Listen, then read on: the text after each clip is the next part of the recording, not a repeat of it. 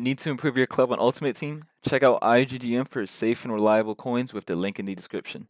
Get an extra 5% discount with code NA.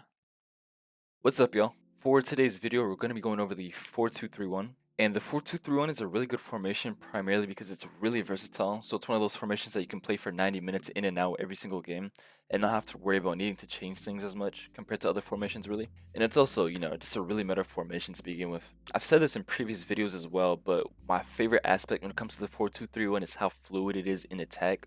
Because when you have 3 cams, even though obviously you have 2 wide cams, the cam position in itself is just loaded with a lot of attacking AI. So if you hate playing confined to positions like, something in the 4-4-2 or the 4-2-4 where every player is where they're meant to be, if that makes sense, the 4-2-3-1 kind of like diversifies their positioning a little bit. It makes it more contextual. So if you're a tiki-taka type player, if you like passing around, if you like dribbling around as well, you'll notice that this formation is going to be perfect for you because you're just going to notice that your players are going to be open more often than not. Personal preference when it comes to this formation is that I haven't played this formation as much as I should be this FIFA, primarily because I've tried playing with other formations that are really unmeta for the sake of making videos. But if I was ever looking to just play one weekend league without changing the formation, the 4-2-3-1 is definitely up there for one of the best formations in the game. I can't say it's the best, primarily because I can never really say there is a best formation besides the 4-3-2-1, because obviously the 4-3-2-1 works for as many people, but the whole concept of the best formation doesn't make sense to begin with, because really the only answer there is the formation that plays the best for you, if that makes sense. Because ironically speaking, I play 20-0 every single weekend league almost, and my favorite formation is a 4-3-3-5 with a false 9, and obviously that's horrible for other people, so obviously it's a matter of what you're comfortable with. It just happens to be that the 4-2-3-1 and the 4-3-2-1 are what people find to be the most comfortable to begin with. So if you use this 4-2-3-1, you're probably gonna have a lot of success. But yeah, going straight into the custom tactics, obviously I do have it set to my ultra attacking, but that stuff doesn't even matter, to be honest. We have defensive style balance with 49 width and 69 depth, and the only significant differences in this time around is that we use 49 primarily because this weekend league has been the rattiest weekend league I've had in a while. I've been playing against a lot of people that play with a 5-back or a 3-back or whatever formation that just bombs the wings, or those people that just spam crosses and long balls to wider positions on the pitch, which is really annoying to play against. And basically the best way to counter this is to just use a width above 45. So if you're having that issue yourself and you're just playing against people that just keep spamming crosses, aerial balls, whatever, then I recommend something between 45 to 49, and I found 49 to be perfect. Anything wider and it just opens too much space in the middle for through balls, so I don't like too much in the middle, or I don't like having more than 50 width for that reason, because we still want the middle of the pitch to be compact and tight. And then 69 depth, there's really no specific particular reason why we choose 69. Really all there is the fact that we don't want to do 71, and I have a superstition that if I choose 70, it's going to act as 71, if that makes sense. Because if you don't understand what 71 does, it just enables that overload ball press, that offside trap, all that automatic stuff, and we don't need that to be happening. We just kind of want a more relaxed defense that's more focused on holding defensive structure, if that makes sense. So we chose 69. And then build up play with chance creation, direct passing. I hate direct passing. I try my best to make formations without direct passing, custom tactics without it. But the issue is, this is one of the pros and cons of this formation, but the cam positioning, if you leave it on balance or on possession or anything like that, I found that the cams just aren't making those penetrative runs, especially when you open up space for them. So this is one of those formations that kind of need direct passing. You're just, if anything, you're kind of putting yourself at a liability to not play with direct passing on this formation, which is a bit of a shame because I've been finding a lot of success playing with possession. But unfortunately, this is not going to be one of those formations where possession is going to be usable, in my opinion. So we're going to use direct passing.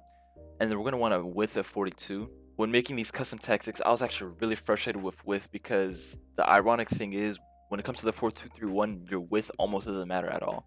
Because unless you tune it up to 60 plus, your cams are not going to be holding positions in front of the other team's fullbacks in the counterattack. They're going to hold positions in between the center back and the fullback. So that isn't necessarily a bad thing, but if you're a player that loves spamming, runs in between the touchline and the other player's fullback, just love the pace abuse basically, then you're probably going to be better off with a 4-2-4 or 4-4-2 where the player's deliberately instructed to be out wide to begin with. But with 42 width, even if I tune it up even higher, the only resolution to this is to turn it plus 60, but at that point it's just redundant to do so.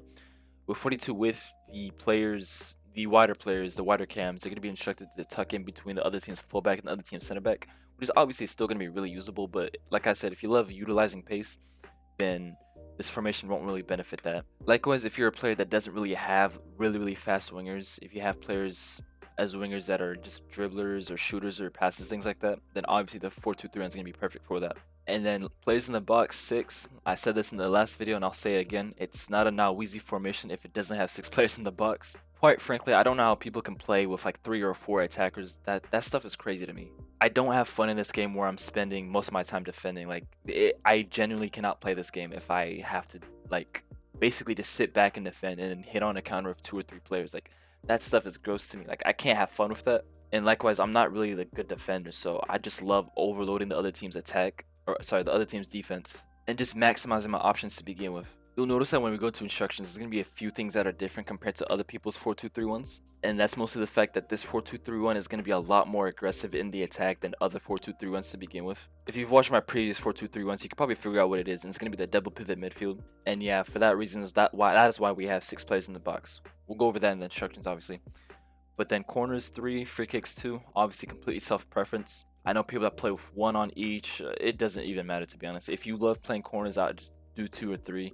Just never do 4, please. That's just horrible. 4 or 5 is, you're pushing it. You're just gonna get destroyed on the counter attack. And then before we go ahead and discuss the player instructions, if you're not in our Discord server, I highly suggest you join. If you need someone to stay up to date when it comes to daily content or price adjustments or figuring out if some new SBC is worth it, things like that, or if you're just looking for overall FIFA discussion, then you can find my Discord with the link in the description. And if you're not subscribed yet, I highly suggest you do subscribe because I strive to create the best meta tactics when it comes to FC24.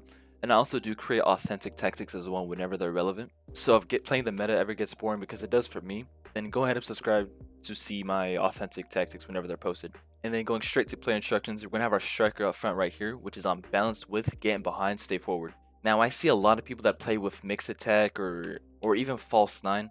The only issue when it comes to this formation is obviously because you have cams instead of traditional wingers, you're going to need a player that is forcing the other team's center backs to basically make holes, if that makes sense. What I mean by that is because since those cams by default are not being instructed to make penetrative runs by default, all this does is it allows the other team's defensive line to not really have to allow for gaps, if that makes sense, because they don't need to step up, if anything. So you're always going to want a player that's deep inside the other team's defensive line that is causing, you know, issues, because even when that striker doesn't have the ball, you're going to be opening up a lot of space for that cam, which we'll go over in a second. And that's why it's important that we have him on stay forward as well, because we just need him to be hugging the other team's center backs, causing issues. Because whenever it's relevant, he's still going to be open for, or sorry, she's going to be open for shooting opportunities as well. But really the whole gist of this is to basically invite the cam into a lot of goal scoring opportunities as well. And you notice that when you do get to this cam right here, who is on completely default, and like I said earlier, the cam position is just overloaded with attacking AI. So if you can plop that player in a system where the players around it have specific instructions that cater to this cam right here, then it's just gonna cook. So that's why we have them on completely default. It's also helpful that we have that striker on getting behind, because once that striker gets in behind, obviously makes that penetrative run, and then obviously there's going to be a center back to accommodate it, this cam is going to utilize whatever space was just opened up to be completely open and basically find perfect opportunities for them to receive the ball in a dangerous position. And if you're really good at making that final dribble into a shooting opportunity, you're just going to be scoring goals on top of goals with this card, or sorry, with this player. Same goes with the right cam right here. We're going to have him on completely default as well, and the same idea goes. Again, once you get into the final third in that box position, they're going to be doing the exact same thing as this cam right here. We just want them to obviously be a little bit more dynamic, because since they're a little bit more wider, they might be in a situation where the other team's left back is going to be out of position for whatever reason. Again, the whole idea is for this player to utilize spaces whenever the opportunity arises. But then this time our left attacking mid right here is going to be on get into the box for cross, but everything else is default. Now, if you're wondering why we have this one on get into the box for cross, it's more so because we don't need this player to be on the edge of the box. And when I say the edge of the box, I'm talking more the side, closer to the touchline. And the reason why that's the case is because, just to get straight into it, our left back right here is going to be on bounce attack overlap.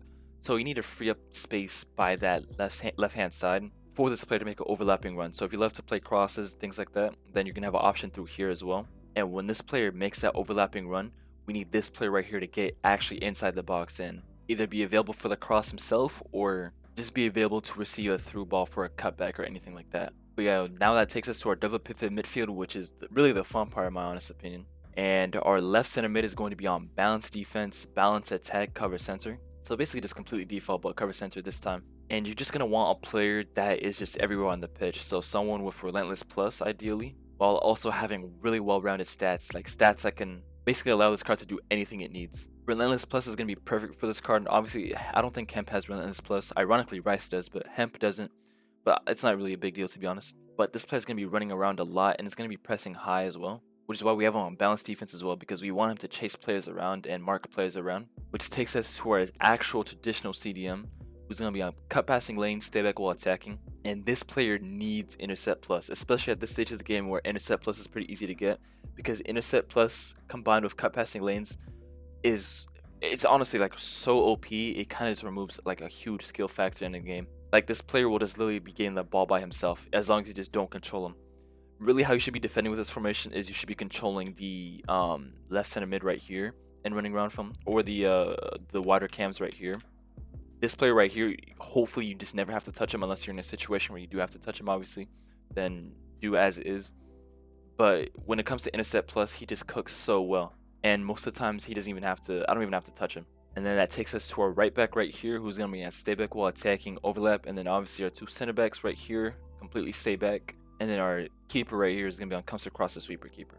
I've been playing FIFA since like FIFA 18, and quite frankly, the 4-2-3-1 has easily been my favorite formation if we're talking about like my whole, basically, a whole life experience playing FIFA, if that makes sense. There's just something that this formation offers that no other formation in the game offers, and it's just the fact that you have such fluid attack, if that makes sense. So basically every single game is going to look completely different. This is the complete opposite to formations like the 4-3-2-1 or the 4-4-2, which are really linear and really like simple-minded basically, where it's just the same form of attack, same looking goals. It just happens to be that they're really easy to score regardless, but it's really predictable. It's like the same thing over and over again. It's not as fluid as this 4-2-3-1. So if you're a player that really loves playing fluid formations where every single attack looks completely differently, then you're going to have a lot of fun with this formation. But other than that, if you like this video, go ahead and like, comment, subscribe, and that's all.